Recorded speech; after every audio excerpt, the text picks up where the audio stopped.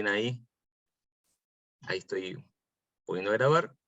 Así que bueno, Sole, sin más, te doy la palabra para que arranquemos. Claro, muchísimas gracias, Roberto, muchas gracias una vez más por la invitación. Ya sí me acuerdo de cada una de las articulaciones que venimos haciendo después de tanto tiempo, de tantos años, cuando una empieza a mirar para atrás el recorrido en la Defensoría, y hacemos ese recorrido federal, siendo que estoy en Córdoba y soy cordobesa, se notará cuando hablo, claramente. Tiene esos lugares y esas personas, desde donde agarrarse y volver a repasar justamente con quienes venimos articulando. Y sin dudas, si pensamos en Neuquén y en toda esa zona, con Robert venimos desde hace mucho tiempo. Muchas gracias de nuevo por la invitación.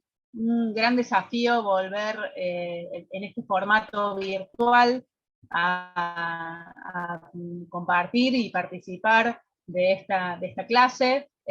Un desafío más grande todavía, pensar en el marco del recorrido académico que ustedes tienen también, y por la materia que las y los convoca. Así que espero poder aportar y acercar algunas herramientas que tienen que ver con pensar la comunicación en clave de géneros. Soy trabajadora de la Defensoría del Público de Servicios de Comunicación Audiovisual, un organismo que entiendo que algo se han acercado a partir en la clase pasada respecto a qué es la Defensoría. Yo les voy a compartir, voy a estar compartiendo pantalla, pero voy a ir y volver todo el tiempo.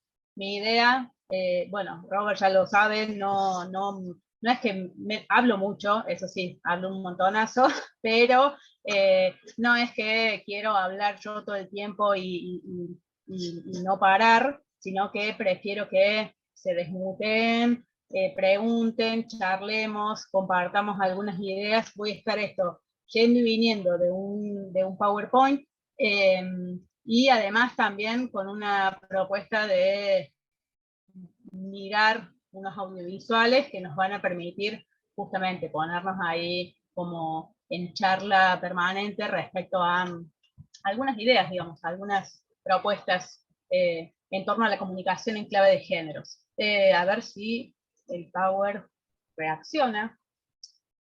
Mi compu está medio lentita. No sé qué se ve ahora, por ejemplo. Yo me veo así medio como cruzado todo. Ahora está viendo tu escritorio. Sí, no entiendo por qué. Ahí, si lo quiero abrir, no me lo abre. Esperen. Voy a dejar de compartir.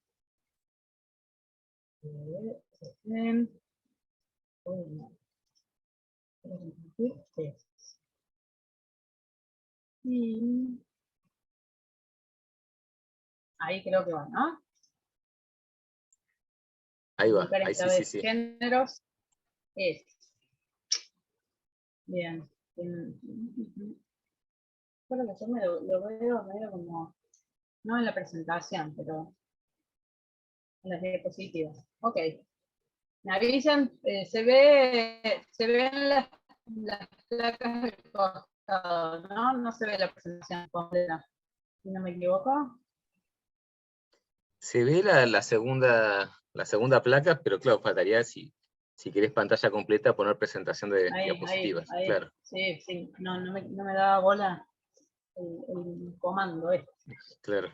Les decía, igual, para acercarnos así rápidamente, no me voy a detener mucho en lo que es la Defensoría del Público de Servicios de Comunicación Audiovisual, sí poder situarnos en desde dónde vengo. Soy comunicadora social, egresada de la Universidad Nacional de Córdoba, soy trabajadora del organismo desde hace casi 9 años, integro la línea Comunicación y Géneros del organismo. Y contarles que la Defensoría del Público se creó a la luz de la sanción de la Ley 26.522, la Ley de Servicios de Comunicación Audiovisual, o la llamada Ley de Medios. También, como muchas y muchos nos hemos acercado, o nos puede sonar familiar ese modo de denominar esta normativa nacional. La Defensoría, como dice su nombre, es el organismo que defiende los derechos de las audiencias de radio y de televisión, de quienes miramos tele y de quienes escuchamos radio. Y que se creó, y aparte son elegidas sus autoridades en una elección parlamentaria. Dependemos del poder legislativo del país, no del poder ejecutivo. Le rendimos cuentas al Congreso de la Nación. Su tarea es la de difundir y defender, como les decía recién, el derecho a la comunicación. No, la Defensoría no pone multas, no sanciona a los medios que incumplen con esta normativa, sí tiene una tarea pedagógica y educativa a lo largo y a lo ancho de todo el país. No está físicamente, no hay delegaciones, digamos, en distintas provincias, sí está físicamente en la Ciudad Autónoma de Buenos Aires, pero como estoy yo en Córdoba, hay compañeras en Mar del Plata, en Patagonia, en Santa Fe, en distintos puntos del país que hemos andado, lo decía Roberto al principio, en otros tiempos prepandémicos, por distintos puntos del país, acompañando procesos de formación y de sensibilización, ¿no? Y como para ir entrando en tema, para situarnos en poder pensar desde dónde entendemos la importancia de pensar a la comunicación como un derecho humano y además atravesado por la perspectiva de géneros, nos interesa situarnos en lo que la propia Ley de Servicios de Comunicación plantea en torno a lo que son los medios de comunicación. Son agentes de socialización que forman, construyen identidades, construyen también y proponen modos de ver la vida y el mundo, y además tienen la tarea de multiplicar los puntos de vista, las voces, las miradas, promover la igualdad de géneros, evitar los tratos discriminatorios y, sin dudas, el respeto por los derechos humanos, ¿no?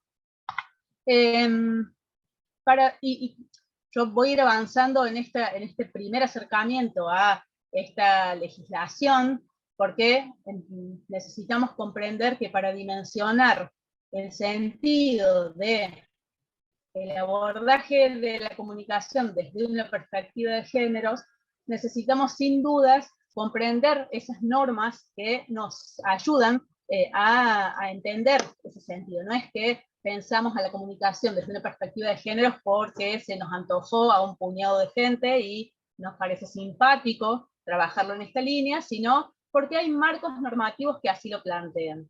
Entonces, recién nos acercamos muy rápidamente a la ley 26.522 de Servicios de Comunicación Audiovisual, pero sin dudas no podría caminar sola esta normativa, la 26.522, sin entenderla también a la luz de la ley 26.485, que es la ley contra la violencia hacia las mujeres, lesbianas, travestis y trans. Si bien el nombre de esta ley, que tiene la misma edad que la Ley de Servicios de Comunicación Audiovisual, sancionada en el 2009 en nuestro país, su nombre hace referencia a la violencia, a la protección integral contra la violencia hacia las mujeres, pero también en la práctica, en el uso, en la puesta en marcha de esa ley, también nos referimos a la protección integral contra las lesbianas, travestis y trans, ¿no?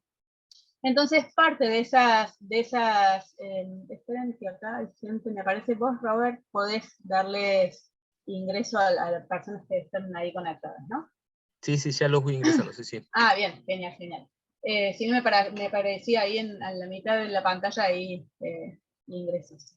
Entonces, decía, este cruce, este diálogo permanente que necesitamos hacer entre la Ley de Servicios de Comunicación Audiovisual y la Ley 26.485 nos ayuda a comprender que las violencias contra las mujeres, lesbianas, travestis, trans, no se limita solamente a la violencia física, porque es la más evidente, la que se puede ver con mayor facilidad, y que es la piña que recibe una mujer por el hecho de ser mujer y el golpe que recibe, sino que esta legislación nos ha permitido comprender esos otros tipos y modalidades de violencias que escapan exclusivamente a esa violencia física, ¿no? Entonces se identifican en ese marco normativo la violencia física, como les decía recién, pero también la violencia psicológica, la sexual, la económica, la simbólica, la política, y además los modos en los que esas violencias se pueden manifestar. La violencia doméstica, la violencia institucional, la laboral, la obstétrica, la violencia contra la libertad reproductiva, la mediática, justamente ahí vamos a andar transitando, la violencia en el espacio público y la violencia público-política, ¿no? Son, digo, estas últimas dos, la modalidad de violencia en el espacio público y la pública política, al igual que el tipo de violencia política, son definiciones que han ido enriqueciendo la normativa nacional de esta ley 26485 a partir justamente de su uso y de habitar las leyes, ¿sí? Si yo voy como muy rápido, o si parece que como que voy muy rápido y hay algo que no se entienda, o quieran preguntar o lo que fuere, porfa, se desmutean y charlamos, ¿eh? Yo esta parte voy avanzando porque me interesa que podamos llegar a algunos ejemplos que nos permitan justamente dialogar un poquito más. Para avanzar, les decía que en este cruce de la Ley de Servicios de Comunicación Audiovisual y la Ley 26485, que sin duda se van a ir complementando, se van trabajando de manera integrada o complementaria, digo, no son las únicas que van a dialogar entre sí, vamos a encontrarnos con otros marcos normativos que nos permiten seguir comprendiendo y complejizando la mirada y las reflexiones en torno a lo que sucede en los medios de comunicación, porque también vamos a necesitar dialogar, ya lo vamos a ver más adelante, con la ley de identidad de género, por ejemplo, porque nos va a permitir justamente problematizar aún más esas representaciones que en los medios de comunicación se dan y que necesitamos todavía seguir profundizando y transformando algunas prácticas. Les decía entonces que a partir de la definición de la ley 26485 en torno a la violencia simbólica como un tipo de violencia y a la violencia mediática como uno de los modos en los que se ejerce la violencia, acercar el concepto, la definición. La violencia simbólica es la que a través de patrones estereotipados reproducen la dominación, la desigualdad, la discriminación y naturalizan la subordinación de las mujeres lesbianas, travestis y trans, podríamos seguir sosteniéndola desde ese lugar, ¿no? Y además, la violencia mediática como uno de los modos en los que esa violencia simbólica se manifiesta y es aquella a través de la cual cualquier medio de comunicación promueva la explotación de las mujeres y atente contra su dignidad o su integridad, ¿sí? Ahí hay referencias específicas al articulado de la propia ley 26522 en sus artículos 70 y 71, como para que también puedan tener herramientas para pensarlo desde ese marco normativo, ¿no? A la vez, yo voy avanzando, voy medio rápido, me avisan si voy más lento, ¿no? A estos marcos normativos, a estas dos primeras herramientas normativas y legales en nuestro país, nos interesa siempre poder complementar la mirada y la lectura, no solamente con esos marcos normativos, sino con marcos conceptuales. ¿Cuáles son los conceptos, cuáles son las nociones, las ideas que nos van a permitir pensar el por qué, o tratar de encontrar algunas respuestas a por qué aún en los medios de comunicación nos encontramos con la naturalización de algunas ideas, ¿sí?, que muchas veces nos pasan desapercibidas, o también somos reproductoras y reproductores de algunos modos de mirar el mundo, en los que sin lugar a dudas, se siguen construyendo y sosteniendo la idea de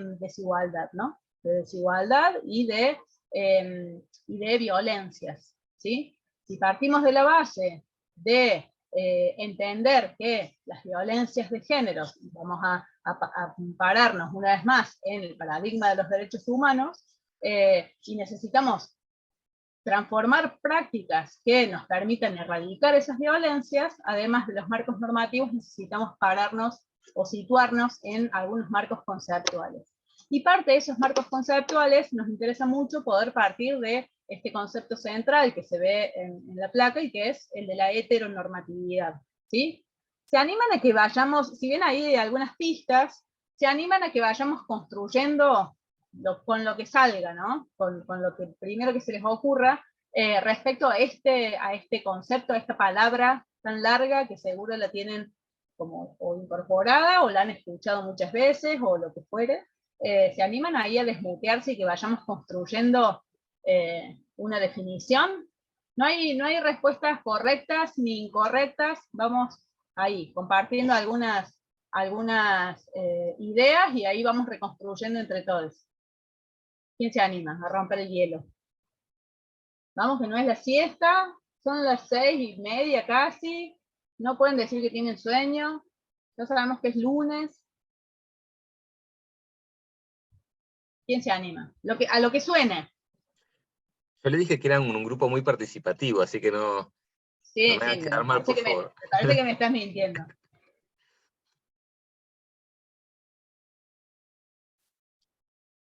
¿Qué dicen?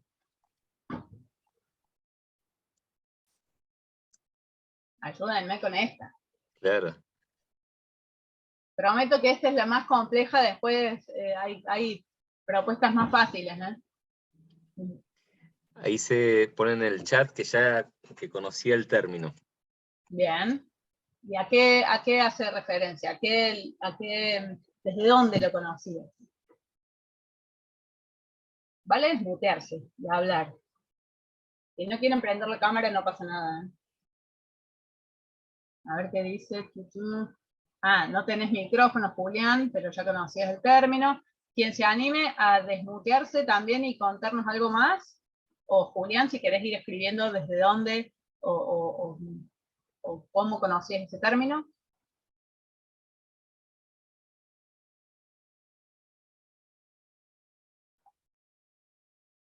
Nadie se está animando. Están haciendo quedar muy mal al profe.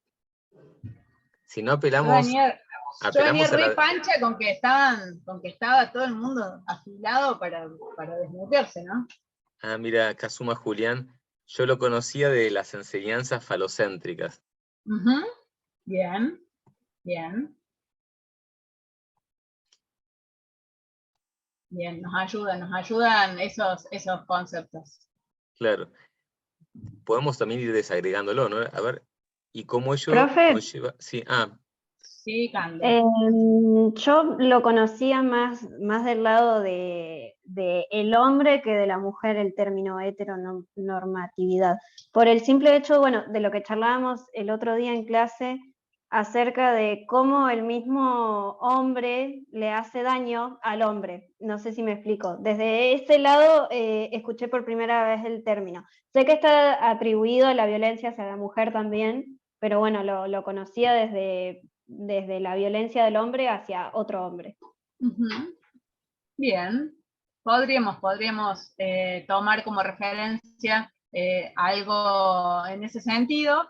Podríamos encontrarle un poco el contexto a esta apreciación de varones sobre otros varones.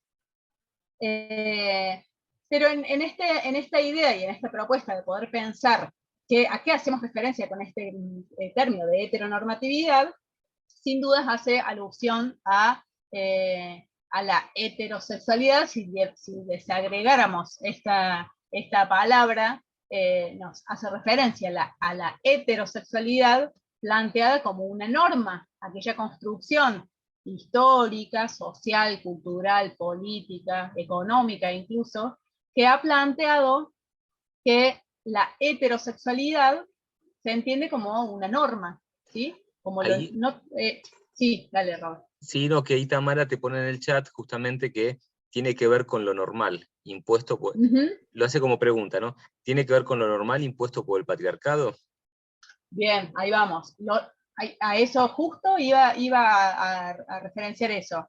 lo normado, no solamente como entendido como lo normal, sino además también como las normas, ¿sí? La heterosexualidad entendida como lo normal, y además las normas construidas a partir de esa heterosexualidad como la única manera posible de vincularnos las ciudadanas y los ciudadanos, ¿no? La heterosexualidad como si fuese la norma, y lo que está por fuera de la heterosexualidad como lo anormal, ¿sí? Esa heteronormatividad la podríamos escuchar, o lo pueden haber escuchado también, la referencia como la heterosexualidad obligatoria, ¿sí? Aquellas ideas y aquellas nociones en las que ser heterosexual es lo que está, lo que corresponde, ¿sí? Si yo nací con una genitalidad masculina, me tienen que gustar las mujeres, ¿sí? Y a la inversa, si yo nací con una genitalidad femenina, voy a actuar como mujer, voy a funcionar socialmente como mujer a partir de todos los patrones culturales que se han construido en torno a eso, y además me debo vincular sexo-afectivamente con un varón, con una persona con una genitalidad masculina. Sí, Mati Sorba está así con la manito del Zoom. Listo, soy yo. ¿Se escucha? Sí. Esto es lo que habíamos visto la clase pasada, también me acuerdo, que estábamos viendo el tema de que la mujer tiene que ser la mujer perfecta y el hombre tiene que ser el estereotipo de hombre. Es lo que hemos visto con el tema de las publicidades en la clase pasada. Bien, bien. Esa es respuesta a esa heterosexualidad obligatoria. En función de la genitalidad con la que nacimos, deberíamos funcionar de tal o cual manera en la sociedad, ¿sí? Y además también sostiene una idea de una estructura de desigualdades, ¿sí? Si histórica y culturalmente hemos aprendido y se ha entendido o se ha planteado que debemos funcionar socialmente a partir de nuestra genitalidad, evidente, y que además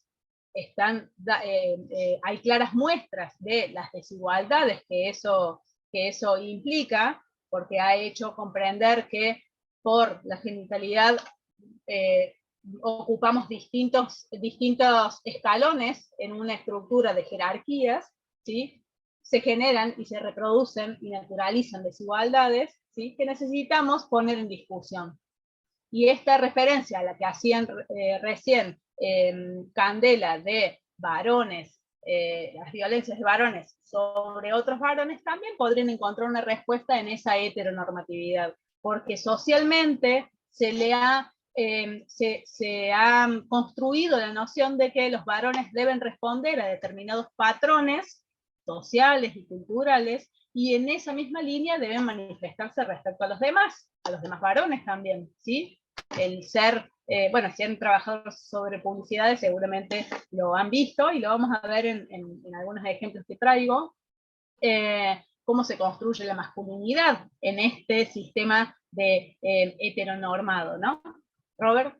Sí, no, contarte que trabajamos sobre la publicidad de Bramar, Soy Tuya, ¿no? Que Sí. tiene varios años, pero es muy emblemática para entender el concepto, ¿no? Digamos, y trabajamos sobre esa publicidad de Renault, de símbolo de la libertad masculina, ¿no? Que ahí se ve también como estos mandatos de la masculinidad y cómo se refuerza esa construcción cultural desde ese discurso mediático, ¿no?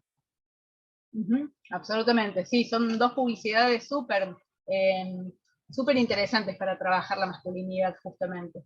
Si pensamos en este concepto de la heteronormatividad como central a la hora de problematizar una estructura jerárquica de desigualdades en las que por la genitalidad de unos hay dominio por sobre otros, ¿sí? Nos vamos a encontrar con algunos indicios y algunas respuestas respecto al origen de las desigualdades de género, a cómo se reproducen y naturalizan las violencias contra las mujeres, cómo se vulneran los derechos de lesbianas, gays, bisexuales, travestis, trans, intersex, queers, y cómo también esa heteronormatividad nos plantea un sistema binario, ¿sí? En el que solamente debieran existir o varones o mujeres, ¿sí? Y que por fuera de ese binarismo, lo que está por fuera está mal, es lo anormal. Por eso le referencia a la heteronormatividad en tanto lo normal, pero también hago referencia a lo normativo, porque nos encontramos con marcos legales que, y aparte con las instituciones profundamente heteronormativizadas, ¿sí? Que nos plantean esa mirada binaria. De hecho, me parece que una discusión muy evidente sobre ese sistema binario es la reciente modificación en torno al documento. La posibilidad de que en el documento nacional de identidad se pueda elegir la opción de no binarios, ¿sí? O personas no binarias. Bien, digo, traigo este concepto para que lo tengamos presente a la hora de seguir profundizando o seguir complejizando la mirada en torno a qué pasa en o con los medios de comunicación o desde los medios de comunicación. Y cómo, como audiencias, podemos empezar a ajustar y a agudizar la mirada en torno a lo que vemos y a lo que escuchamos, ¿no? Hago la referencia a esto de a lo que vemos y a lo que escuchamos justamente porque hablamos de medios de comunicación audiovisual. Sin embargo, me detengo un segundo en esto, la ley de 26.485 contra la violencia hacia las mujeres, me vuelvo, perdón, a unas platitas anteriores, en las que hablamos de los tipos y modalidades de violencias, si bien los ejemplos que traigo son ejemplos audiovisuales, este marco normativo también puede pensarse a la hora de pensar en la prensa gráfica, ¿sí? Digo, pensar en la violencia mediática también es posible identificarla en medios de comunicación gráfica, ¿sí? Por eso pensamos que es importante y es interesante que cuando leamos y cuando escuchemos y cuando miremos tele, radio o leamos un diario, podamos prestar atención a esas prácticas y a la identificación de esas estructuras de desigualdades que a veces pasan muy desapercibidas y otras son muy evidentes. Y para poder pensar y seguir situándonos en cómo esa heteronormatividad a la que hacía referencia hace un momento dialoga y se pone en evidencia en los medios de comunicación audiovisual, les traigo solamente esta pequeña muestra de el monitoreo de noticias que desde la Defensoría del Público se hace desde su creación.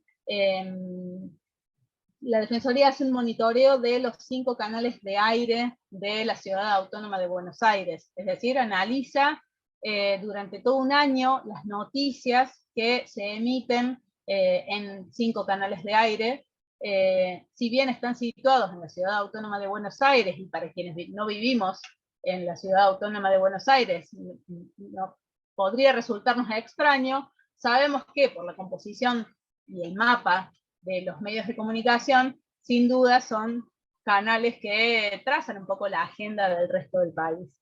Pero independientemente de esa discusión, que es como una discusión para otro momento también, como con la de la música, digamos, podemos, les comparto al menos esta tabla del último monitoreo que está publicado en la página web de la Defensoría, que nos ayuda a dimensionar cómo dentro de los medios de comunicación también hay modos de distribuir. Esta tabla nos permite ver cómo, cuál es el género de los columnistas y las columnistas sobre algunas temáticas específicas en los noticieros. ¿A qué voy con esto? Cuando pensamos en quiénes, en esa estructura, ¿sí? Que es la heteronormatividad, en ese sistema de desigualdades, pensamos en cómo se reproducen esas desigualdades, y también podríamos pensar parte de esa estructura de desigualdades en función de quiénes hablan de determinados temas, ¿sí? O quienes tienen la potestad de la palabra sobre determinados temas, porque en función de eso podríamos dar cuenta o podríamos dar evidencia de que quienes hablan de determinado tema se supone que son las personas que saben de ese tema. Y si son las personas que saben, bueno, se construye en torno a eso quienes tienen el poder del conocimiento sobre determinados temas, ¿no?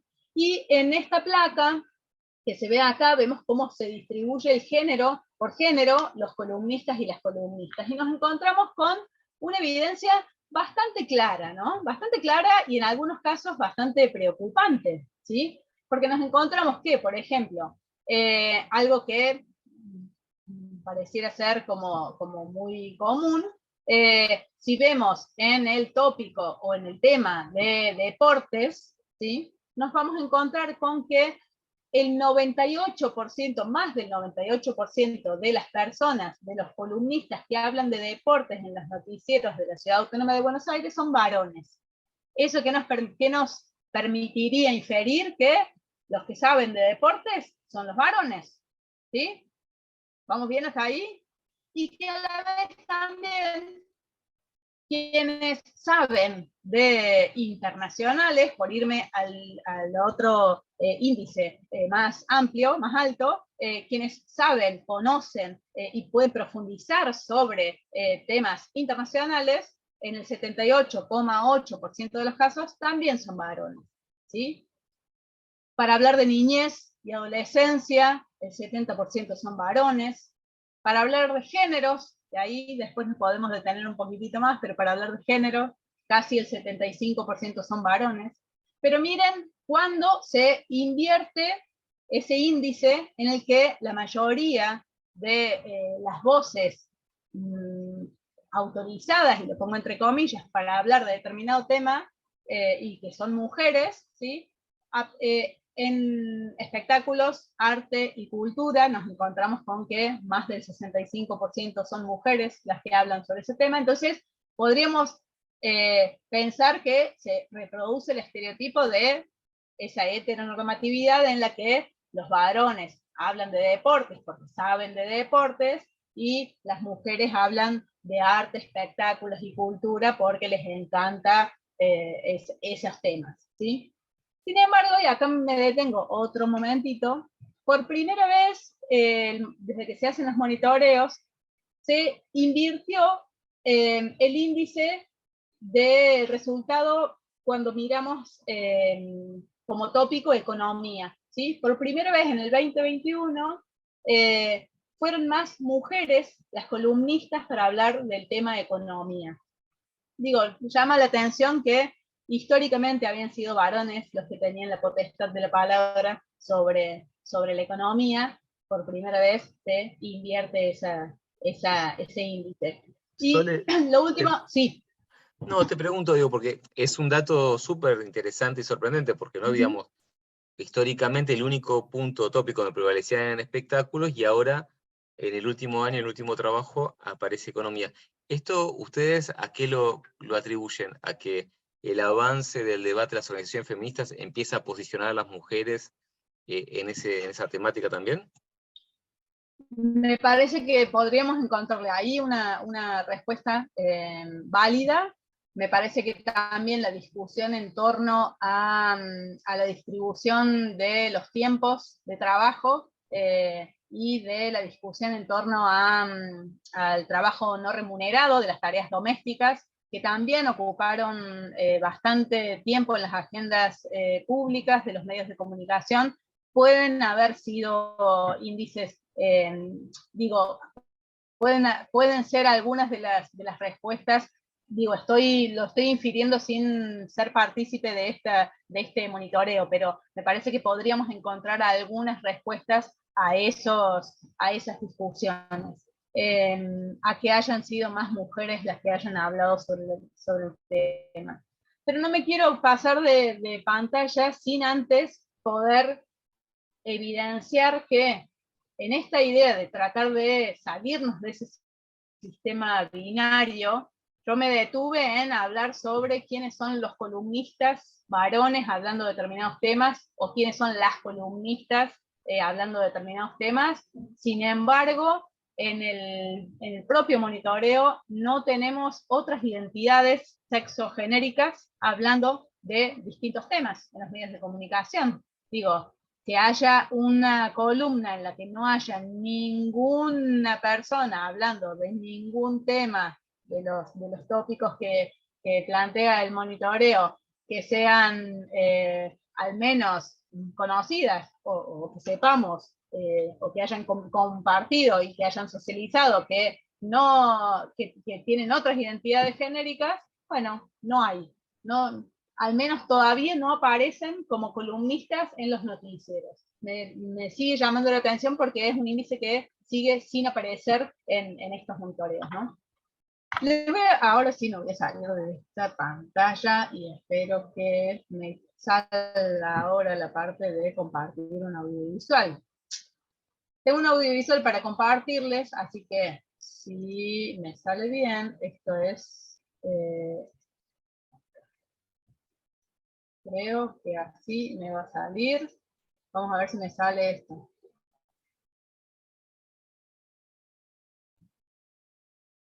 Y lamentablemente otro femicidio. ¿Se escucha? En Catamarca, Nair Vera descuartizó. Sí, sí. ¿Se escucha y se ve? Se ve, no, en realidad se está viendo Ahora, como si fuera un audio. Se ve la pantalla, pero ¿es un video también o es solo un audio? Sí, sí. No, es video también, es video también. Ahí le voy a poner play de nuevo y avísame. Y lamentablemente otro femicidio, en este caso en Catamarca, Nair Vera descuartizó. Es que me parece que es por el archivo que lo estás abriendo, Sole, ¿eh? Se escucha perfecto, No, pero... ¿solo se escucha? Claro, me parece que no es un reproductor de video, que es solo reproductor de audio. Espérame. Porque dice música, ¿viste?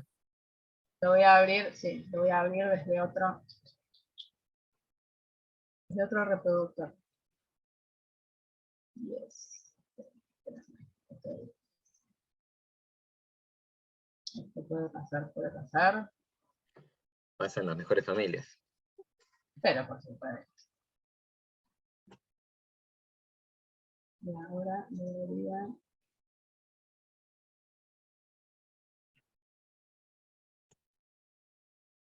A ver qué sale ahora.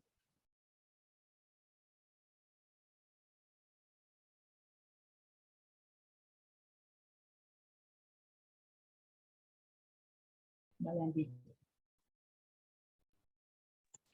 Ahora sí, se empieza a ver. Pero ahora no se escucha, ¿eh? Ay, Dios.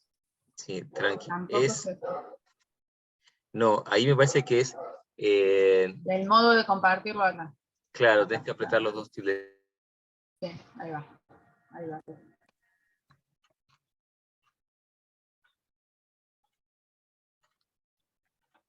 Y lamentablemente otro femicidio, en este caso en Catamarca, Nair Vera descuartizó a su novia, la enterró, una cosa aberrante que da hasta escozor dar los detalles de cómo ocurrió el femicidio.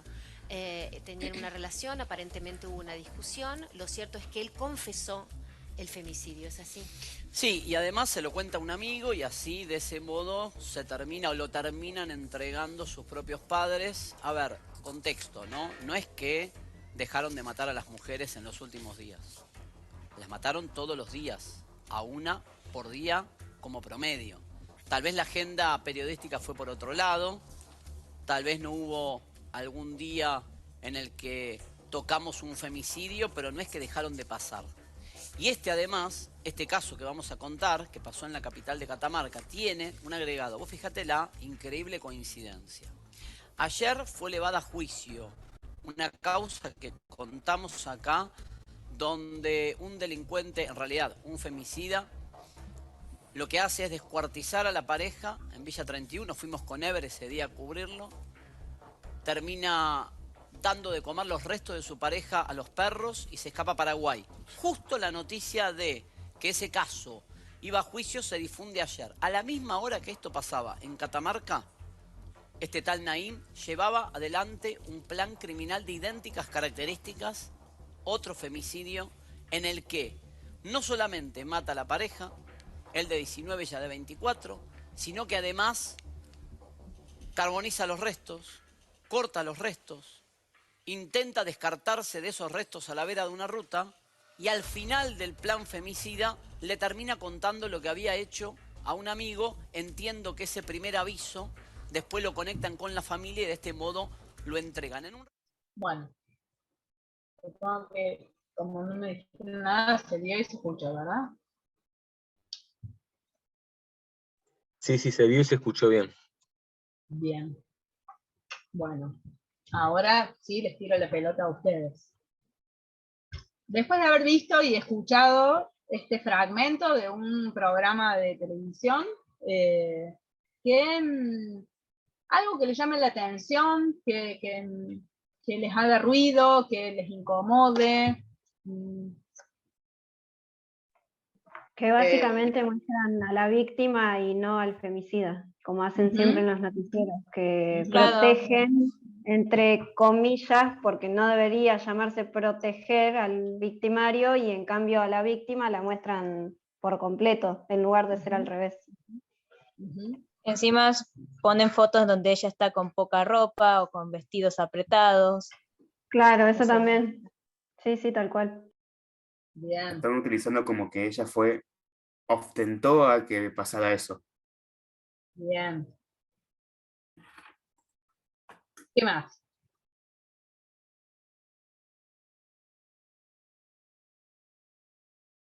¿Algo más que les haya llamado la atención?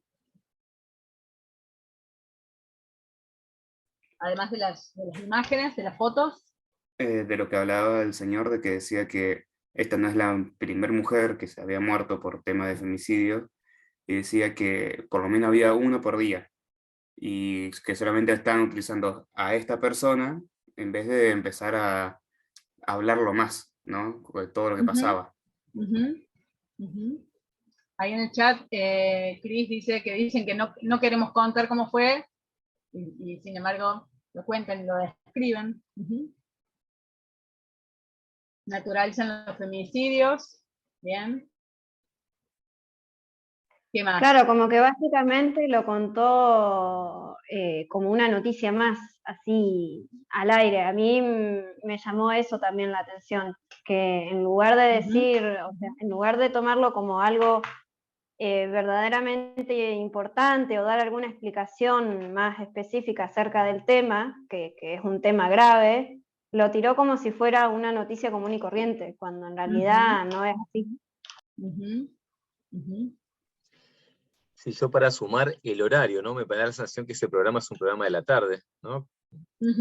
Corríjanme, pero digo, es horario apto para todo público y el nivel de morbosidad en la descripción es terrible.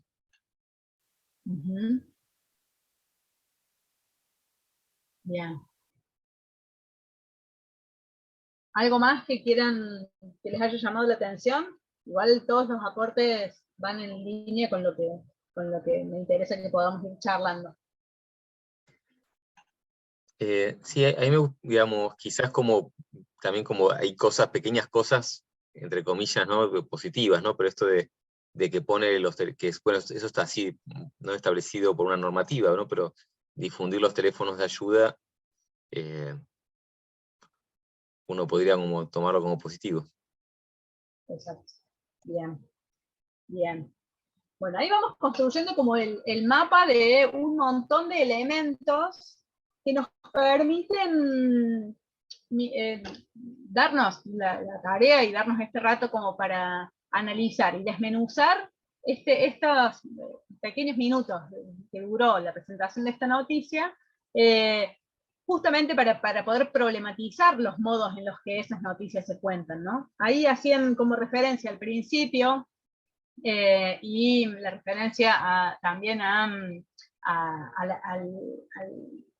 las cifras de femicidios que inicialmente Mauro Zeta, que es el que toma, el que relata todo el femicidio, hace referencia de una víctima de femicidio en nuestro país por día, el promedio.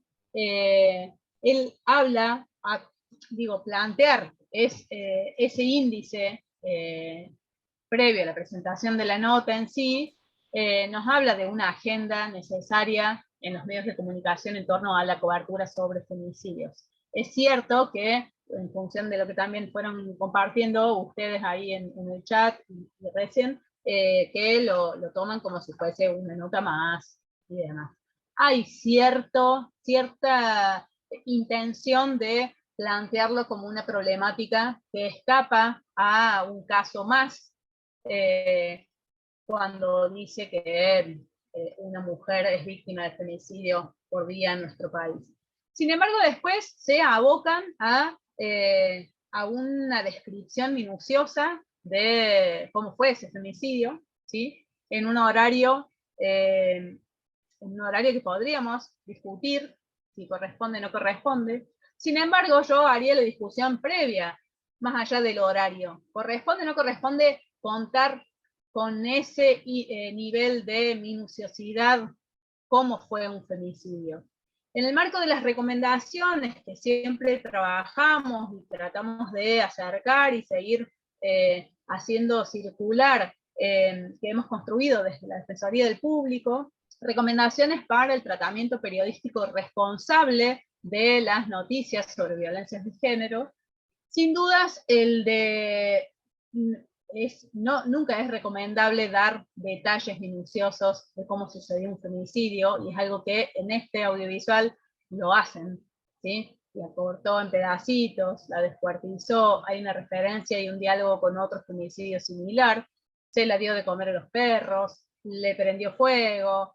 Ese detalle minucioso para poder contar un femicidio nunca es recomendable. No necesitamos saber cómo sucedió el femicidio con esa minuciosidad, sino que necesitamos seguir comprendiendo por qué una mujer es muerta en nuestro país cada 26 horas, o cada 31, o cada 24, va variando lamentablemente muy poquito año a año, pero necesitamos comprender los porqués de la violencia de género y no el detalle minucioso. De hecho, en el propio relato, esta asimetría que traza entre un caso y otro, un femicidio de similares características, nos dice, nos podría dar el indicio de algo que ya tiene sus antecedentes en coberturas de femicidios. No sé si recuerdan, hace algunos años, el femicidio de Wanda Tadei en manos del baterista de Callejeros, ya me olvidé el nombre, Eduardo Vázquez, el femicida, trazó como un punto de quiebre en la cobertura de feminicidios. Así como hace muchos años se dejó de llamar crimen pasional a algo que tenía nombre y que era femicidios, todavía no teníamos elementos para poder nombrarlos como tal, pero empezamos a nombrarlos como femicidios, y en las redacciones de los medios de comunicación se entendió que ya no correspondía nombrar a los femicidios como crímenes pasionales, ¿sí? Cuando sucedió el femicidio de Wanda Tadei, que la mató su pareja prendiéndola a fuego, hubo como un punto de quiebre, un punto de inflexión en las redacciones periodísticas respecto a los detalles de ese femicidio. Porque después del femicidio de Wanda Tadei, se dio que los femicidios que siguieron tenían similares características, y eso se podría entender como un efecto contagio. Si yo en la televisión, en lugar de acercar herramientas para comprender o para ayudar a comprender a las audiencias por qué una mujer es víctima de femicidio en nuestro país cada 26 horas, pero ocupo el tiempo contando cómo descuartizó un cuerpo, sin dudas estoy dando herramientas y elementos para poder volver a cometer un hecho aberrante de esas características. Entonces, siempre, sí, Robert. No, solo agregar como bocadillo, hay una tesina muy interesante de una graduada de la carrera que apunta justamente a eso, ¿no? A analizar cómo el efecto imitación que generan determinadas coberturas morbosas, ¿no? Que si quieren después las vamos a compartir seguramente para por si quieren seguir profundizando. Exactamente, eso es súper interesante. De hecho, también, digo, yo trazo ese punto de inflexión a partir del femicidio de Wanda Tadei, porque fue claramente como un momento de quiebre en torno a las coberturas que se hacían en los medios de comunicación. Y claramente las recomendaciones que siempre acercamos es, necesitamos seguir desentramando los porqués de las violencias de género y no el detalle minucioso de cuántas puñaladas, en cuántos pedacitos lo cortó, o cuánto combustible le echó un cuerpo para prender el fuego, ¿no? Y a la vez también detenerme en esto que al principio acercaban, en las imágenes que se utilizaban. Las imágenes de un rostro cubierto del victimario, del femicida, ¿sí? Y un rostro descubierto y con determinado tipo de imágenes respecto de la víctima de femicidio. Y ahí volvemos a pensar en cómo se construye la idea de víctimas. ¿Quiénes son las víctimas? ¿Por qué son víctimas? Y si de repente el uso abusivo de las imágenes que están subidas a las redes sociales de cualquiera de nosotras y cualquiera de nosotros son usados por los medios de comunicación sin criterio, sin dudas es muy posible que caigamos o que se caiga en este tipo de errores o de malas prácticas. Mostrar a la víctima con una imagen en la que aparece en malla, tomando sol, al lado de un río, o al lado de un lago, o en el mar, o lo que fuere, sin dudas construye una imagen en las audiencias muy diferente a utilizar otro tipo de imágenes, ¿sí? Porque, lo dijeron ustedes recién, daría a entender o permitiría o inferiría que, bueno, por vestirse así, ¿sí? Pasó lo que pasó. Hay muchos femicidios en nuestro país que también nos han ayudado a comprender esos intentos de justificaciones de por qué determinadas víctimas, ¿sí? Lo veíamos en ejemplos del femicidio de Melina Romero, que era la fanática de los boliches. Digo, hago referencia a titulares de algunos diarios que contaban su femicidio. Una fanática de los boliches que había abandonado la escuela y que tenía 5 perfiles de Facebook en ese entonces, y que, bueno, le gustaba juntarse con sus amigos a tomar cerveza en una esquina, ¿sí? Robert, ¿estabas por decir algo? No, sí, y además, ¿no? Como muchas de estas fotos deben haber sido robadas de sus redes digitales, ¿no? Digamos, sin su consentimiento, seguramente, ni de su familia. Lo que te quería preguntar, ¿cuál era la posición de la Defensoría del Público en relación a la difusión de las imágenes del el victimario, ¿no? Porque yo he leído recomendaciones que surgió acá en el chat, digamos, como esto que yo le he escuchado a muchas feministas que plantean, ¿no? Digo, se difunde las imágenes de la víctima y no del victimario, pero por otro lado, en algunas recomendaciones se plantea de que, bueno, si la persona no está condenada, estás como violando la presunción de inocencia. Y si la persona está condenada y está detenida, la recomendación judicial muchas veces es no difundir la imagen de la persona detenida, porque después puede ser estigmatizada cuando recupere la libertad.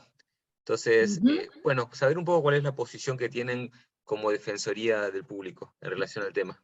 Sí, en realidad lo que puedo compartir es una mirada no como posicionamiento de la Defensoría, sino a partir de las discusiones que vamos teniendo en la línea y además con colegas, periodistas y comunicadoras en torno a la temática. Sin dudas hay una mirada que necesitamos sostener y que nos interesa también poder ponerla en común, y que tiene que ver con si estamos partiendo del paradigma de los derechos humanos para poder problematizar respecto a las coberturas periodísticas en torno a las violencias de género, sin dudas no podríamos dejar por fuera la presunción de inocencia, que es un derecho también que nos asiste a todas y a todos. Por lo tanto, la difusión de las imágenes del presunto victimario, estoy hablando del presunto porque muchas veces en los medios de comunicación, y aparte porque es cierto que hay como una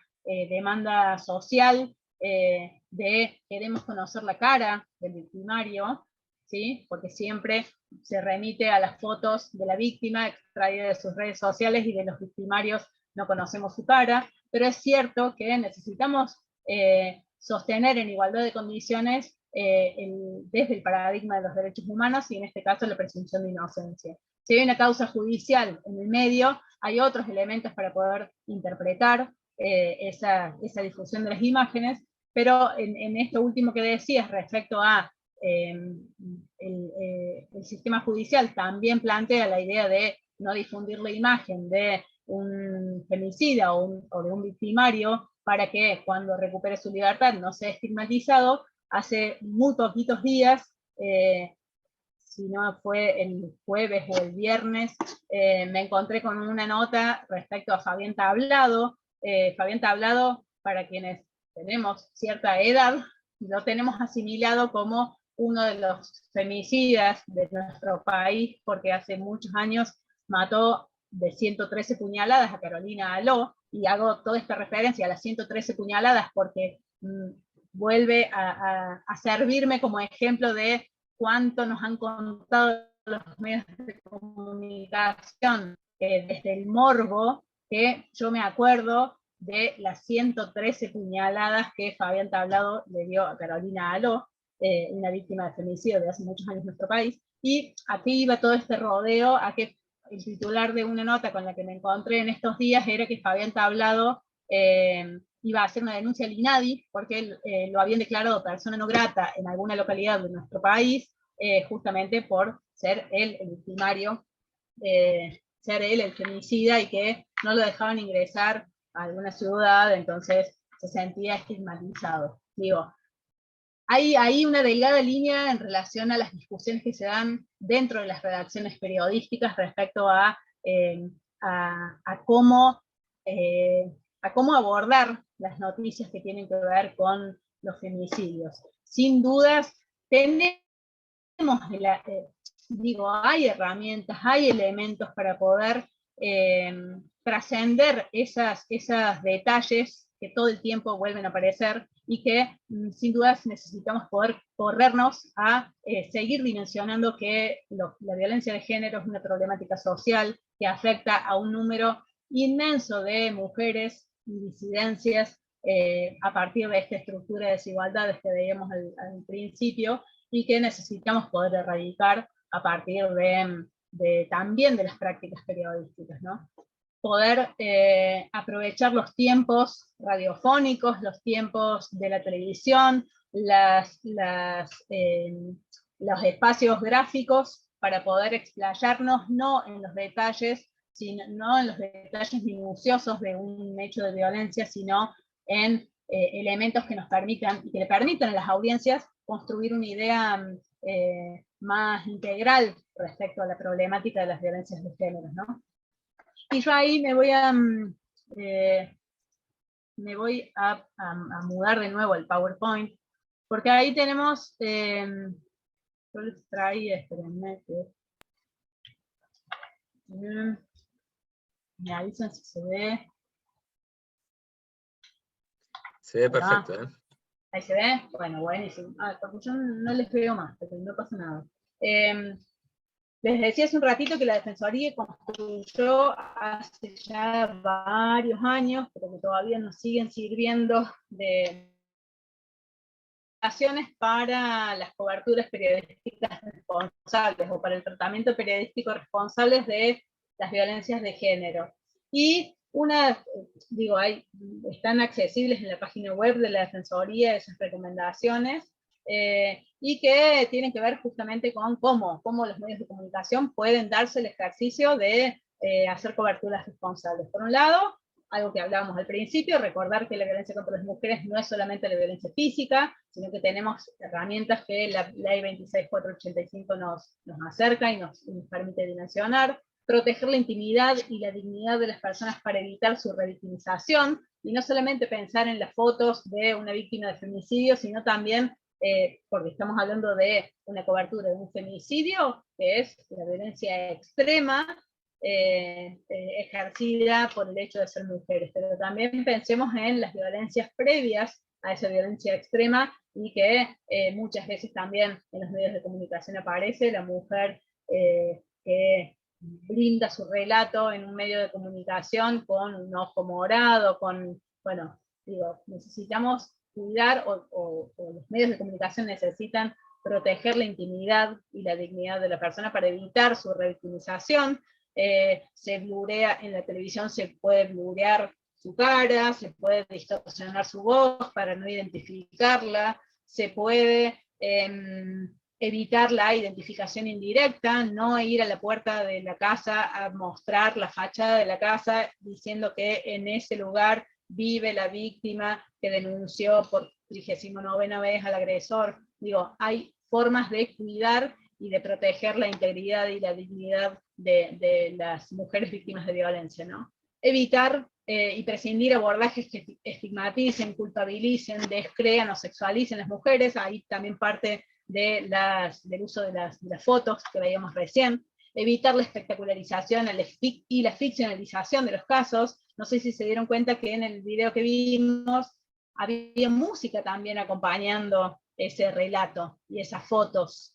También son modos de construir en torno a esta noticia o a este tipo de noticias algo que nos acerca más a una ficción o a un espectáculo que a un hecho con una problemática tan compleja como es la de la violencia de género, ¿no? Evitar la divulgación de información que obstaculice procesos policiales o judiciales, chequear y diversificar las fuentes, comunicar los casos de violencias de género a través del uso de imágenes y lenguaje preciso y respetuoso, para poder privilegiar la información a la que llamamos socialmente relevante. Y ahí, otra vez, ¿para qué utilizar tiempo en el medio de comunicación para dar detalles del femicidio? ¿Qué aporta en la construcción de la noticia en las audiencias? Necesitamos poder acercar información socialmente relevante, y ahí Roberto lo planteaba al comienzo. La difusión de los teléfonos de contacto para las víctimas de violencia, que es una normativa que interpela a todos los medios de comunicación. Es un modo de privilegiar información socialmente relevante, ¿no?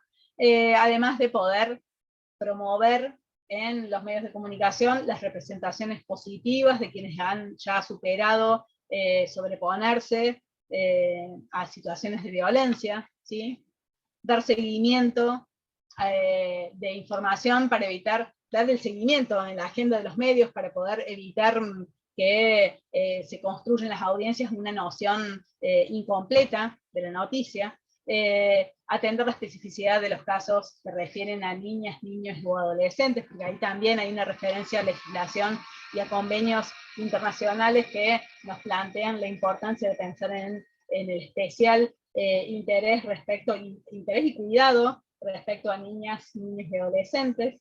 Y además poder difundir los datos de los organismos y las políticas públicas, las organizaciones sociales que sean especialistas y referentes en la temática, ¿no?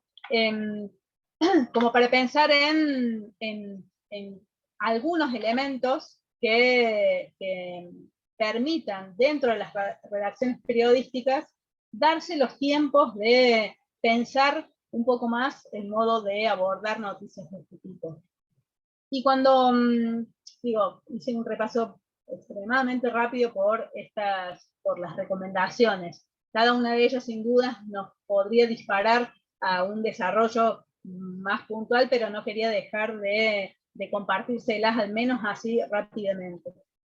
Porque a la vez también me interesa que podamos no solamente situarnos en, y lo decía al principio, en estos marcos normativos que tienen que ver con el diálogo entre la Ley de Servicios de Comunicación Audiovisual y la Ley contra la Violencia hacia las Mujeres, sino también cómo debe dialogar el trabajo en los medios de comunicación. Cómo deben dialogar, los medios de comunicación con también, por ejemplo, la Ley de Identidad de Géneros, ¿sí? para poder pensar en cómo, además de mirar y otra vez apelando a tomar distancia de esa mirada binaria, necesitamos también poder acercarnos a lo que la ley de identidad de género, por ejemplo, nos acerca en torno a la interpelación a los medios de comunicación, ¿sí? Y ahí, otra vez, nos paramos en el paradigma claramente de los derechos humanos. Y con ello, y el acercamiento a la ley de identidad de géneros, sin dudas, la ley de identidad de géneros, si no la han leído todavía, son 3 hojitas, 4 hojitas, es muy breve, pero muy contundente y muy necesaria poder acercarnos allí para poder comprender también cómo, o hacer el ejercicio de cómo se construye la información también en torno a la diversidad.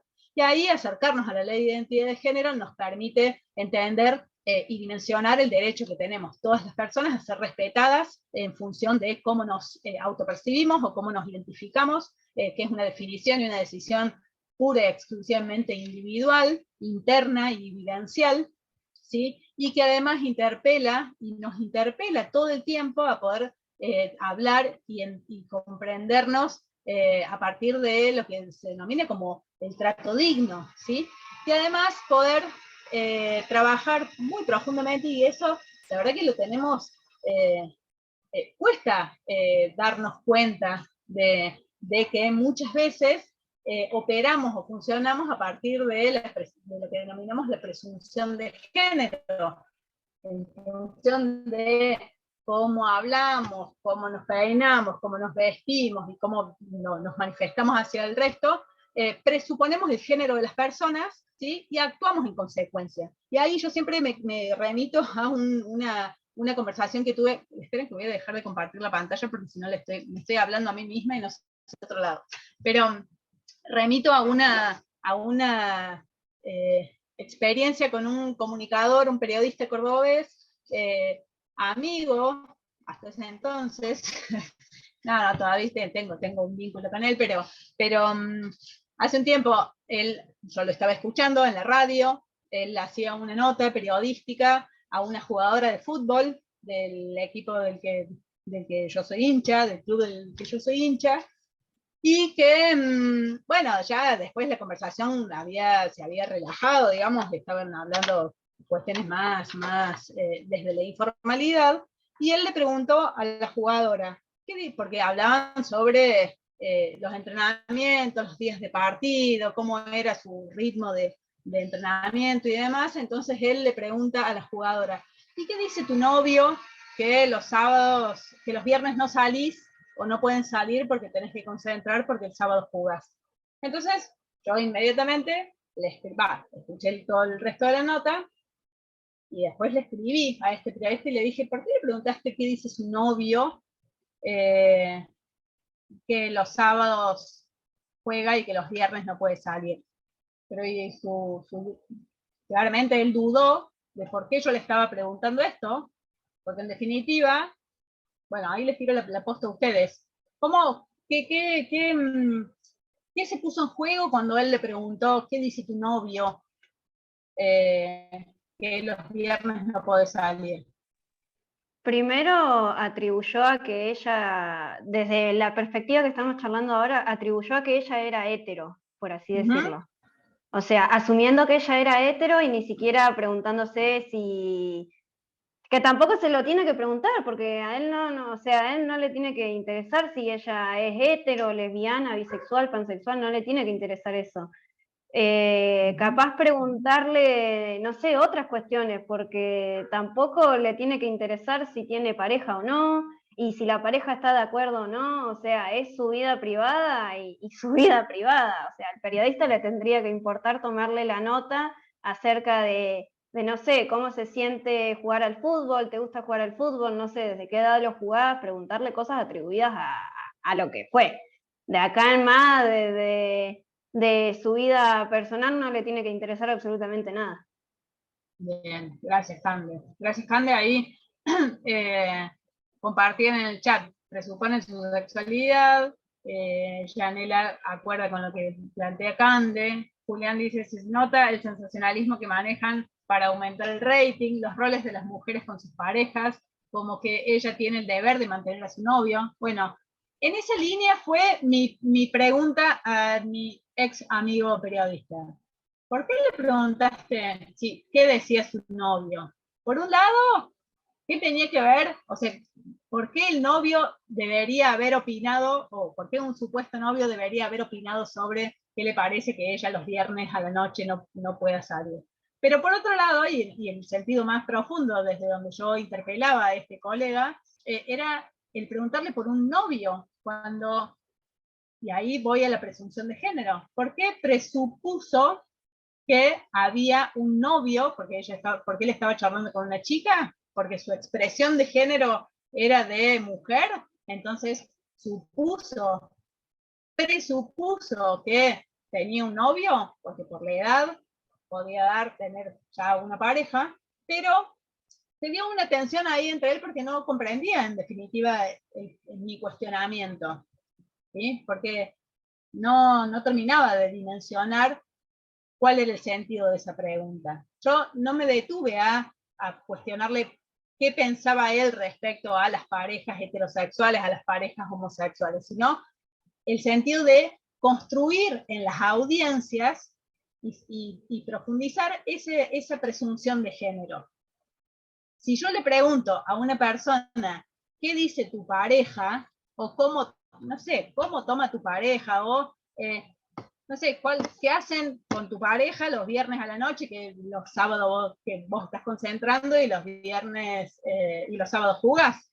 En lugar de preguntarle qué dice tu novio, la transformemos a una pregunta igual de simple: ¿qué dice tu pareja? Entonces yo no estoy presuponiendo el género de la persona, sino que estoy habilitando a que me diga, sí, mi novia sí, se embola, o no, la verdad que todo bien, miramos una peli las dos, o lo que fuera, ¿sí? Ahí está el detalle minucioso de lo que muchas veces pasa en los medios de comunicación y que se nos pasa desapercibido. Y Robert. igual, sí, no, que ahí te están poniendo en el chat algo que me parece también súper interesante, ¿no? Esto de, y si el entrevistado fuera hombre, no le hubieran preguntado eso. Y Sin duda. Necesitaría la aprobación de un hombre, el novio. Y probablemente, si fuera, no creo que a Messi le estén preguntando qué opina tu pareja de que estés entrenando los viernes, digo. Exactamente. Sí, no solo eso, sino que también en lugar de presumirlo de decirlo a una pareja, decirle, y tus relaciones cercanas, porque puede ser un amigo, puede ser un familiar, puede estar dentro de una pareja, no necesariamente tenés que preguntarle, y tu pareja, o sea, más allá de que el preguntarle sobre una pareja, independientemente de su sexo, género, lo que fuere, estaría mucho mejor. Creo que sería aún mejor si le preguntara, ¿y tus relaciones cercanas qué opinan acerca de? Porque si no seguís atribuyendo a que la chica tiene una pareja y capaz que ni la tiene. Y capaz que diciéndole tus relaciones cercanas, ¿qué opinan de tal cosa? Atribuyes a darle un poco más de espacio, o sea, que sea más global la pregunta y que ahí la chica te cuente. Y no sé, mis amigos tal, mi familia tal, capaz que si tiene pareja, mi pareja tal, y así sucesivamente. Sí, como que en algún punto también estos mitos del amor romántico, ¿no? Digamos, de puntualmente en la mujer, ¿no? La mujer como propiedad del varón que necesita esa habilitación, ¿no? Absolutamente, absolutamente. Yo les voy a compartir otro audiovisual, ya que estamos. A ver si me sale de nuevo. Esperen que tengo que hacer todo un pase mágico. Igual si ahora estás recanchera. Ahora la tengo más clara que... Espérame, porque acá lo había hecho en el VLC. Se supone que debería funcionar. Espérame. Ahí voy.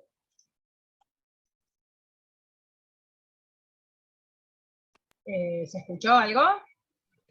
Porque estaba poniendo... Está empezando a compartir la imagen. Bien. Bueno, espero un segundo más y le pongo play. Ahí ya la imagen como que se cargó. ¿Grabé? travestis detenidos en Constitución por robo. Pablo, las cámaras de seguridad del lugar, ¿qué pudieron aportar para poder corroborar que son del esas Centro personas? de Monitoreo de la Policía Metropolitana. Prepárense para ver unas imágenes increíbles en el medio de la calle Salta. Fíjense, rápidamente vamos a estas imágenes donde hay un cliente con un juego erótico en el medio de la calle con un travesti peruano de 22 años. El travesti ejercía la prostitución en el barrio Constitución y fíjense cómo después de un manoseo le roba el celular con una velocidad increíble. O sea, hay un juego como erótico, un manoseo en plena vía pública, por supuesto. Y no saben que está la cámara. Sí, no saben dónde está la cámara. Inmediatamente el Centro de Monitoreo de la Policía Metropolitana detecta esta maniobra. Fíjense que el travesti algunos metros más adelante empieza a jugar con el celular, a ver qué le robó, qué le dejó de robar. Esto fue en Lima y Avenida Brasil, pleno Constitución. Allí están trabajando los travestis, o las travestis, perdón, las travestis.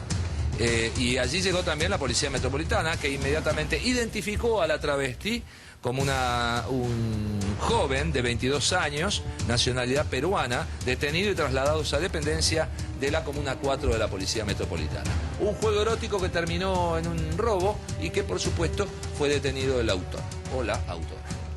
Gracias. ¿No? Ay, no, esperen, que se me quedó pegado. ¿Habías visto ya esta noticia, Robert? Sí, hace un tiempo en una capacitación de ustedes la había visto. Sí. Igual yo vuelvo a ella porque ya tiene un tiempo largo, porque me gusta mucho, porque tiene muchos elementos para elaborar sí, respecto a las coberturas. Así que ahí vuelvo a tirarles la posta, a ver qué les hace ruido, si es que algo les hace ruido, si algo les llamó la atención de esta noticia. Por mi parte, el aclarar la sexualidad, o sea, la orientación del travesti, como travestis roban. Aclarar eso produce mucha homofobia. Y otra, que es aclarar la nacionalidad. Travesti peruano. Cómo juega y cómo incluso dice, este travesti erotiza al hombre como para robarle. Mucha sexualización, homofobia y obviamente racismo, xenofobia inclusive. Sí, no solo eso, sino que también está como la noticia que no me acuerdo si había sido un asesinato, o sea, un homicidio, pero hablaban de 2 personas y un paraguayo, o 2 personas y un peruano, era una cosa así la noticia, y es como que no tenés la necesidad de nombrar la nacionalidad, simplemente es una persona. Y bueno, lo que dice Yanela justamente, o sea, tampoco tenés la necesidad de mencionar su orientación sexual, si se siente hombre, si se siente mujer, o sea, eso a vos no te tiene que importar. Y tampoco en dar tanto detalle de la noticia, o sea, como que da mucho detalle que es irrelevante y no va al foco. Es como la noticia del femicidio, explicás cómo es el femicidio por completo, pero no me mostrás a la víctima que capaz que ni la familia les dio permiso de mostrarlos o divulgar la información. Ah, claro, pero del victimario no decís absolutamente nada. Es exactamente lo mismo. Bien, por ahí va la cosa. Ahí en el chat también, en el chat han ido compartiendo otras apreciaciones. Lo de travesti peruano vuelve a aparecer. Dice los travestis un montón de veces y después se corrige a las travestis. Se refiere a ellas como travestis y no como personas al menos. El horario de transmisión de la cobertura, explica que es un joven de 22 años, no hay noticias que digan heterosexuales robando. Ese es un punto súper interesante en relación a qué se construye, a qué tipo de noticias se construyen. Yo les doy un ratitín más para que piensen o que aparezcan algunas otras ideas, pero ya con esto tengo un montón de puntas para poder trabajar. ¿Algo más que les haya llamado la atención? Yo hace mucho que lo venimos usando y siempre encuentro otras cositas para ir desmenuzando. Además de que me da una bronca tremenda esta noche. Sí. Lo que dice Noelia en un comentario que dice, vos nunca vas a ver una noticia donde digan heterosexuales robaron. Eso también, o sea, está todo atribuido a que si si te sentís diferente de un género o tenés una sexualidad diferente, automáticamente no sos persona. ¿Sos ese género o sos esa sexualidad? Sí, y esto de que subraya, ¿no? Esa pertenencia, como decías vos antes, Sole, a la pertenencia a grupos históricamente vulnerados, ¿no? Digamos, esto de ser persona trans, migrante de un país limítrofe, ¿no? Como que es lo que se subraya y se asocia, ¿no? al delito. Y algo que yo sé que es polémico, digo, sería todo un capítulo aparte quizás, pero el tema de trabajo, ¿no? Digamos, como, si eso ya es un posicionamiento, ¿no? Digamos, alguna compañera feminista abolicionista plantearía claramente esto, ¿no? De que una mujer trans, probablemente en situación de pobreza, migrante, en un barrio precario de la ciudad de Buenos Aires, probablemente pensar que esas condiciones es un trabajo, digamos, me parece que también habrá todo un capítulo pensar en eso. Bien.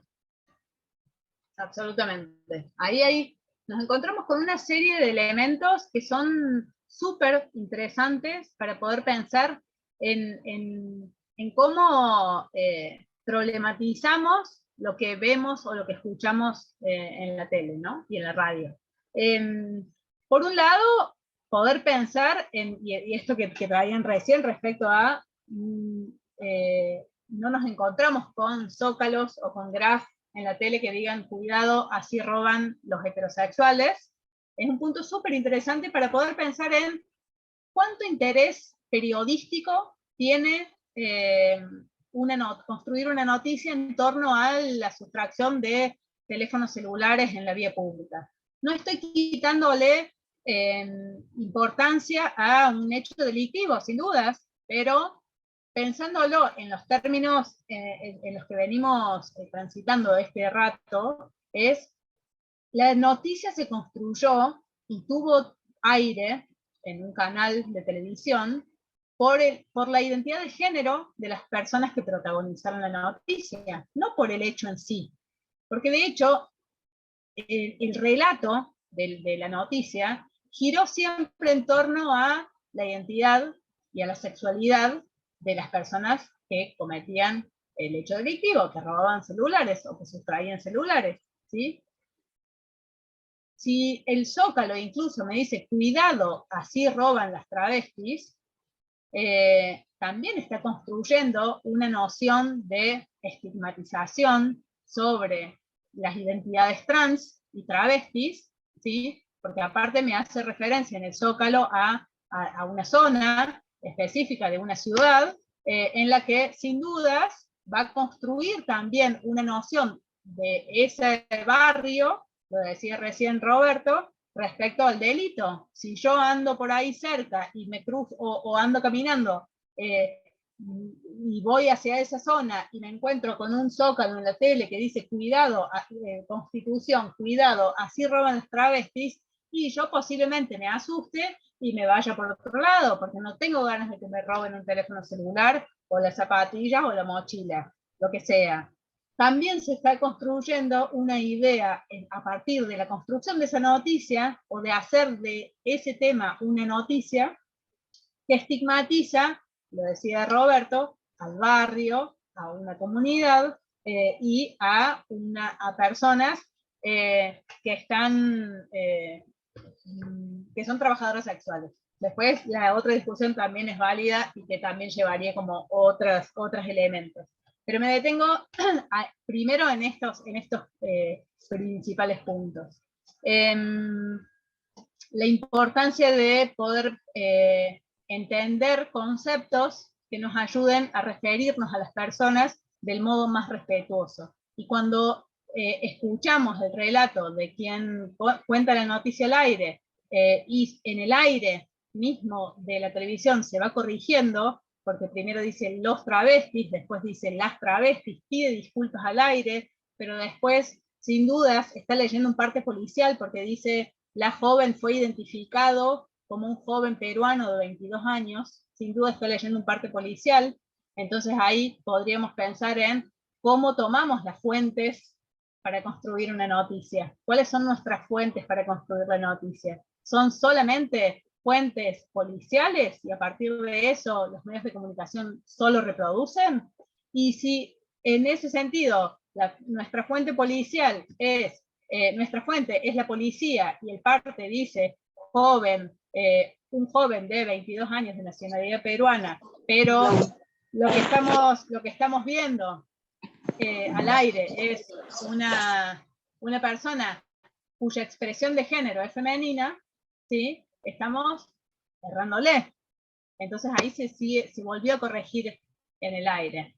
Y a la vez hay un completo desconocimiento, que lo decía recién en la placa anterior, de la ley de identidad de género. Si yo conociera que la ley de identidad de género no le exige a las personas que se autoperciben por fuera de esa heteronorma, no están obligadas a cambiar su denominación en el documento, aún sin necesidad de tener que cambiar el documento, deben ser respetadas tal y como se autoperciben, cuando doy la noticia, debería primar, sin dudas, el modo de nombrar a esa persona, no a lo que dice el documento. Por lo tanto, el parte policial es información parcial, y que no necesariamente lo debo ni puedo reproducir tal y como me llegó a la redacción. ¿Sí? Ahí, sin dudas, hay un desconocimiento de la propia ley de identidad de género.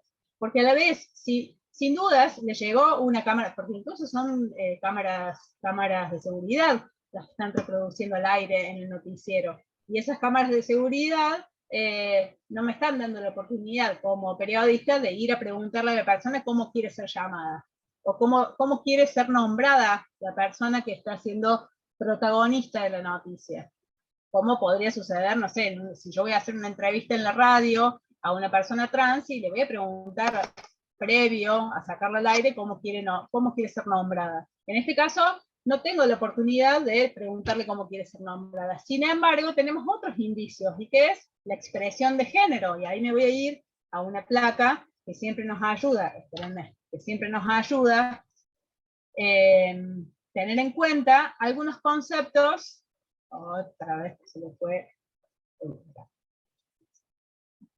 Conceptos que nos ayudan justamente a entender esta distinción de conceptos que nos ayudan, decía, a poder discernir y poder tener en cuenta para no errarle, porque son conceptos que por lo general se nos cruzan. Si no tenemos la perspectiva incorporada, si no tenemos el ejercicio de poder hacerlo, muchas veces se nos cruzan conceptos que son necesarios diferenciar, ¿sí? Por un lado, estos son definiciones extremadamente simplificadas, que al menos las comparto para que nos podamos acercar a ellas, ¿no? Pero entendemos la orientación sexual como aquel modo en el que las personas desean a otras, ¿sí? Y que la podemos definir como orientaciones sexuales. Puedo ser lesbiana, puedo ser gay, puedo ser bisexual, puedo ser heterosexual, puedo ser pansexual, ¿sí? Entre otras. Esa es mi orientación sexual. ¿Con quién me voy a relacionar sexoafectivamente? La identidad de género es el modo en el que las personas nos manifestamos, la identidad de género es el modo en el que cada persona de manera individual nos autopercibimos, y el modo en el que nos mostramos hacia afuera es nuestra expresión de género.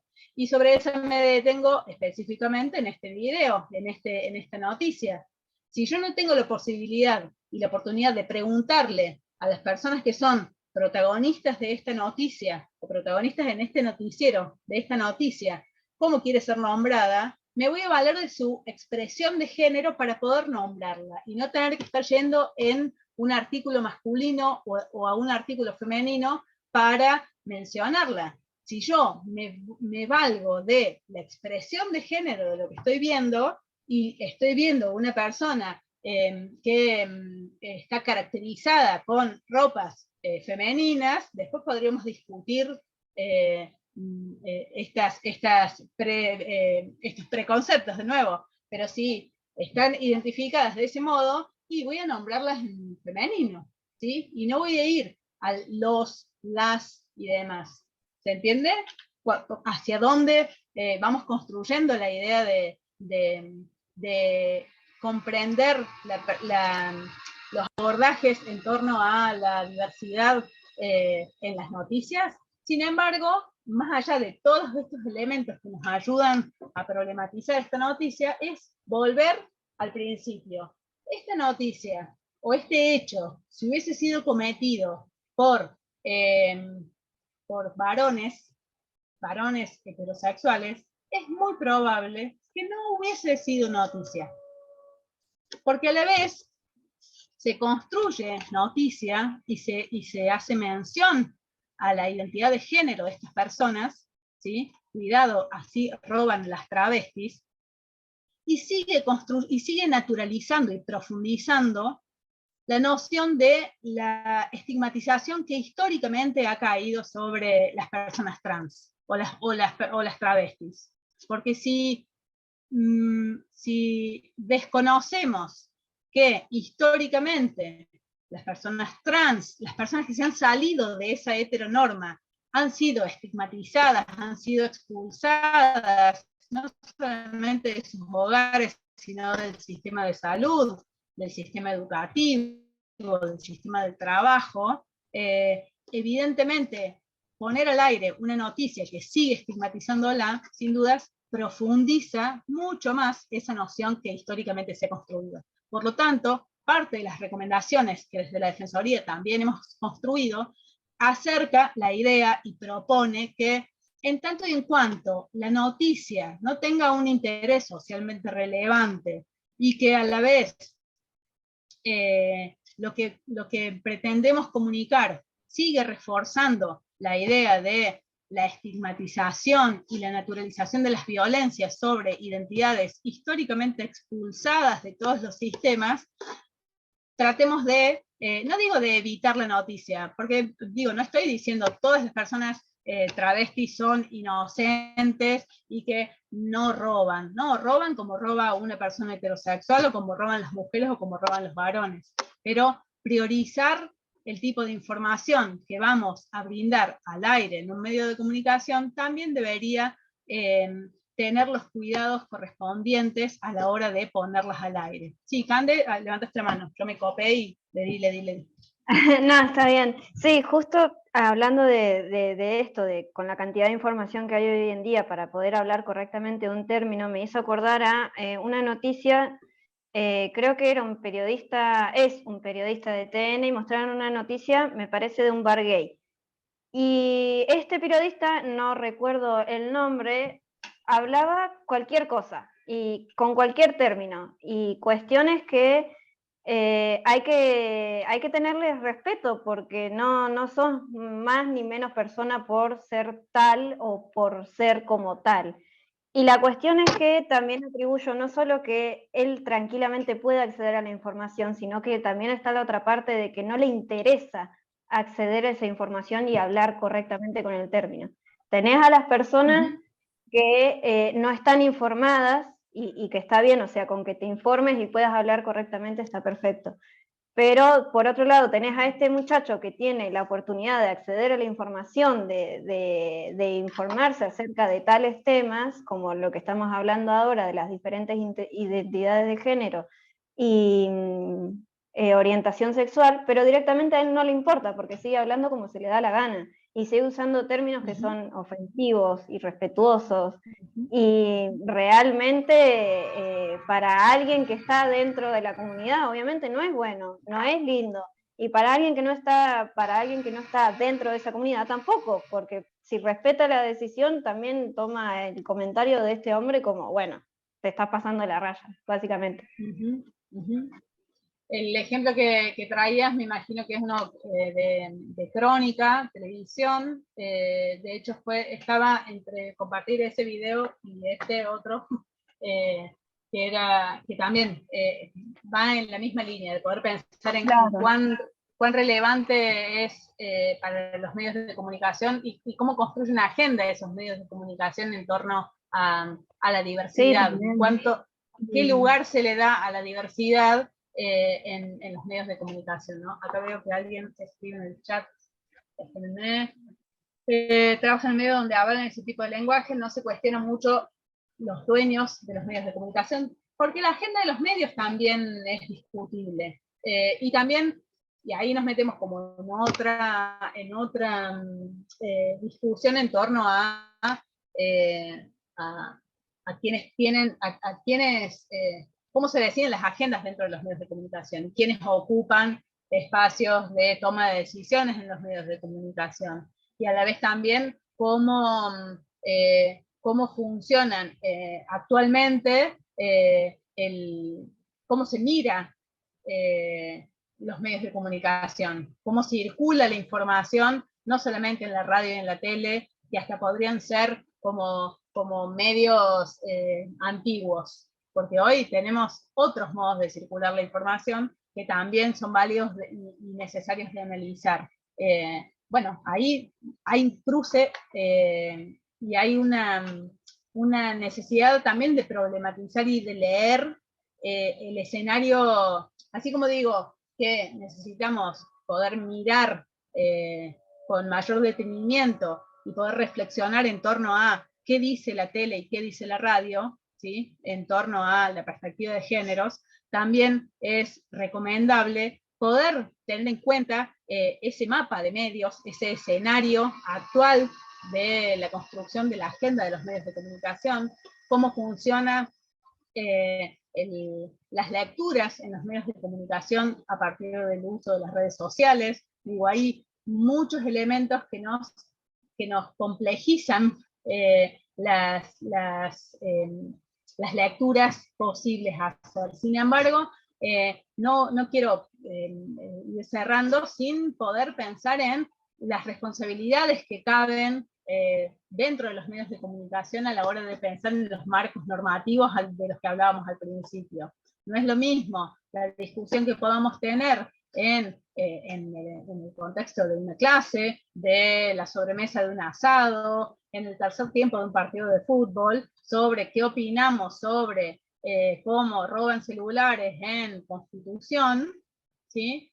Que la discusión que se puede dar al aire en un medio de comunicación. Las responsabilidades son distintas. Las comunicadoras y los comunicadores con un micrófono prendido, con una cámara prendida, tipeando una nota periodística que después se va a imprimir en el diario o se va a publicar en una página web, tienen otras responsabilidades. Hay otros marcos normativos que interpelan y que obligan a comunicadoras, comunicadores, periodistas, poder prestarle mayor atención a qué escriben, cómo lo dicen, cómo lo cuentan, qué fotos acompañan y qué música acompaña a esa noticia que construyen. Entonces, en esa línea es poder acercar algunos elementos, darnos este rato para poder analizar estos dos ejemplos. Hay muchos ejemplos más, claramente. A mí me da la sensación de que, Robert, ya te los conocí a todos y que los tenés recontravistos. A mí siempre me resulta súper interesante poder compartirlos, aunque sean reiterativos, con gente que a lo mejor no los ha visto y que siempre tiene cosas para aportar.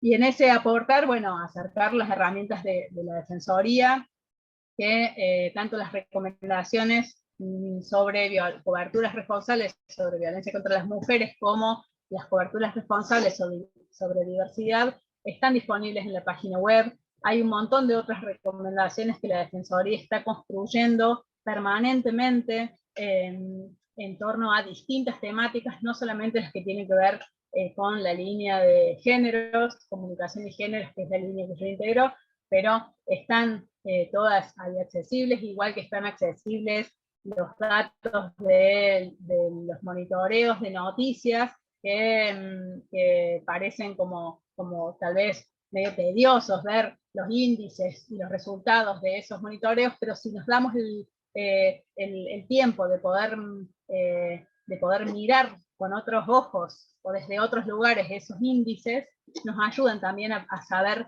cómo nos situamos y desde dónde nos situamos, para poder seguir problematizando algunas estructuras sobre las que muchas veces, o no tantas veces, nos damos el tiempo de discutir o de debatir. Y instancias como estas, que siempre han sido habilitadas por el profe grosso que tienen acá comandando este barco, siempre son súper alentadoras porque sirven, a mí al menos, que yo debería decir, bueno, ojalá les sirva todo esto, pero a mí me resultan súper interesantes. Así, permanentemente poder estar compartiendo con ustedes e invitada por la Defensoría, por Roberto, son muy enriquecedoras. No sé si hay más aportes o consultas que quieren hacer. Bueno, mientras espero a ver si alguien quiere sumar algo, contarles que estos materiales que decía Sole, muchos los tienen disponibles ahí en la plataforma de la universidad, en la clase de hoy. Están las recomendaciones de temas de género, de caso de violencia hacia las mujeres, de la Defensoría, y la idea también que le vamos a mandar vía mail, digamos, les va a llegar también algunos trabajitos, algunos contenidos para seguir trabajando en la semana, para seguir profundizando sobre esta temática. No sé si alguien quiere decirle algo más a Sole, hacer alguna consulta, algún aporte.